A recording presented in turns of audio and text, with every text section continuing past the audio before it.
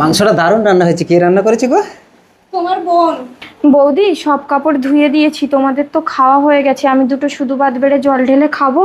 অল্প বয়সে তো ভাতেরটাকে খেয়েছিস, আবার দুবেলা ভাত খেতে লাগে তোর? নকশা, বোনের স্বামী মারা গেছে বলে তুমি সবসময় ওকে অমন করে বলো কেন? বোনকে কিছু বললে খুব গায়ে লাগছে দেখছি, তাহলে তুমি বোনকে নিয়ে থাকো, আমি চলে যাচ্ছি। নকশা, তুমি আমাকে চোখ দেখাচ্ছ? আমাকে? আমার বাবা এমএলএ। ঠিক আছে বৌদি, আমি খাবো না, তুমি ঝগড়া করো না। চুপ, আমি ঝগড়া করছি না, দাঁড়াও তোমার দু ভাই বোনের ব্যবস্থা করছি। হ্যালো বাবা, তুমি দাদাকে নিয়ে এক্ষুনি চলে এসো না, দু ভাই বোন মিলে আমার সাথে অত্যাচার করছে, আমাকে মারছে।